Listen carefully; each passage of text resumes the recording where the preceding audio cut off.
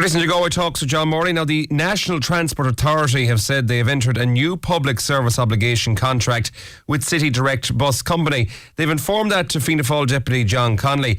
Now, the company currently operate the 410, the 411 and the 412 services, and these bus routes provide services for customers in the western suburbs, commencing their routes onto the Capper Road. I'm joined on the line now by Fianna Fáil Deputy John Connolly. Good news that they are entering this contract with City Direct, Deputy Connolly. Well, firstly, I suppose, John, surprising news. And I suppose we should temper the welcoming of that measure with the fact that it's hugely disappointing that the new bus network is not ready to go as had been anticipated in 2025, 2026. We know now that we have been advised that that's been put back to 2027. There are 3 new services. I think they're crucial services for the western suburbs. The 7 was to start on Capper Road and access the city centre via Sawtell.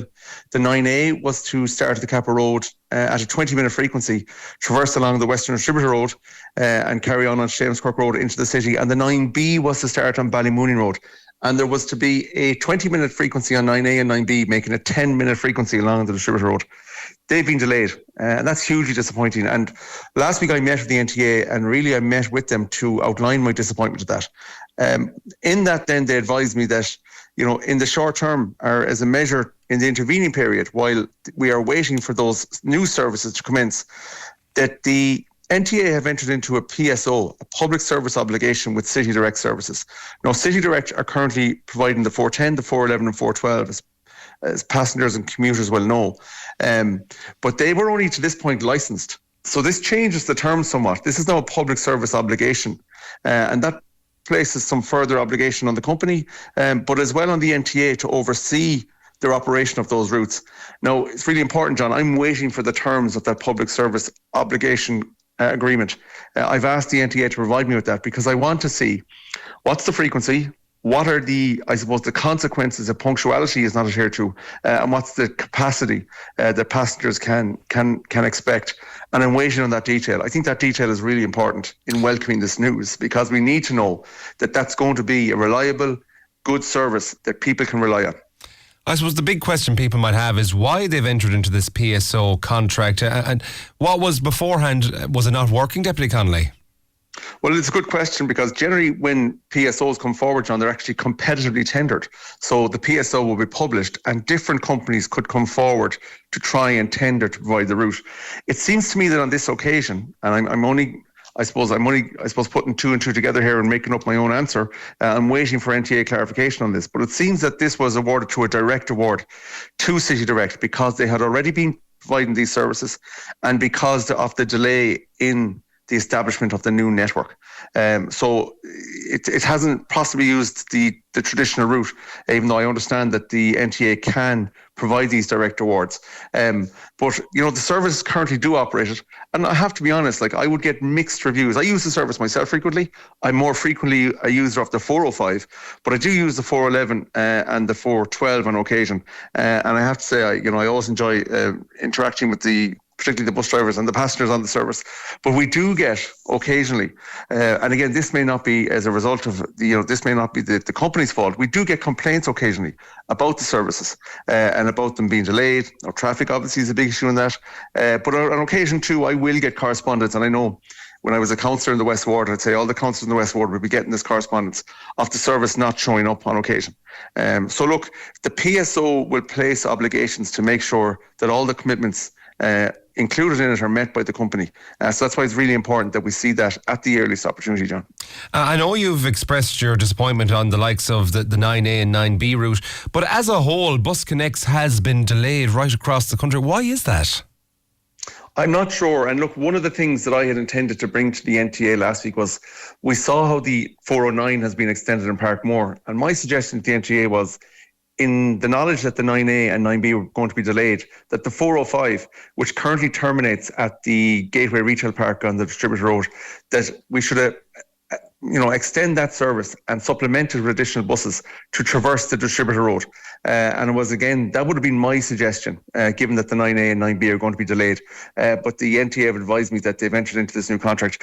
Among the reasons the NTA are telling us that the the implementation of the new network is being delayed is drivers. They're finding it increasingly challenging to recruit drivers. They're finding it difficult in some parts of the country more than others.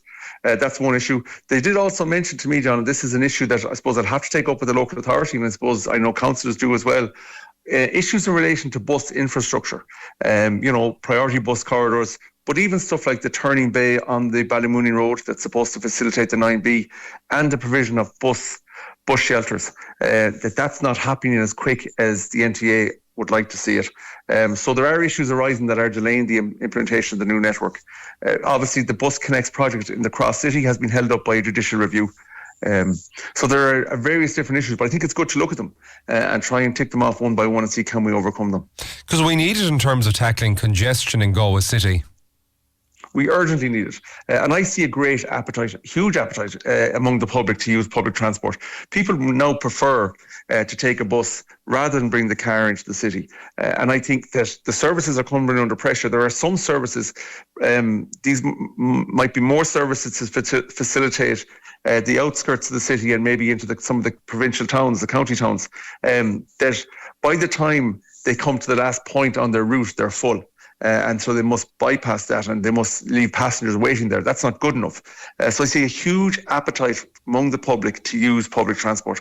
And when that's there, it's up to us, it's up to the NTA, it's up to the local authority to make sure that we are ensuring that the infrastructure is right, the service is right, and that we can give people the option that they want to use. And to do that, you need to have bus lanes and infrastructure you mentioned. Is that going to happen on the Western Distributor Road?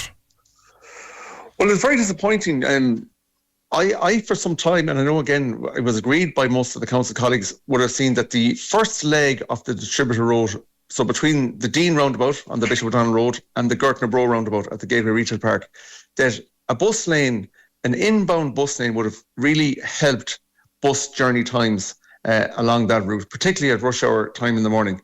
And when the City Council and the NTA were looking at changing the Distributor Road, as they are to do, to develop cycle lanes and enhanced cycle lanes along the road, I felt that was an opportune time to look at developing that bus lane along the first leg of the Distributor Road. And I would have said that when I was a councillor at the local authority meetings, and I would have felt that the local authority would have been open to that. So at the meeting last week with the NTA, I put it to them that, why was it not examined thoroughly? Now, I have to be honest, John, the NTA, they put the blame for that at the local authority's feet. Whereas the local authority are telling me that actually, no, they raised it with the NTA and the NTA said they wouldn't proceed with that project or fund that project at the moment. And I think this comes back to an issue that I would have raised as a member of the local authority, and I continue and will raise now that I'm a member of Dáil Éireann, is that the NTA needs to have greater local input into its decision making. It's a very centralised body. All of the operations and the decisions are made about operations relative to Galway are made in Dublin. And with some input from the local authority. But I think even at this point, that bus lane along the first leg of the Distributor Road would make a significant impact and would make the bus far more appealing to people than it currently is.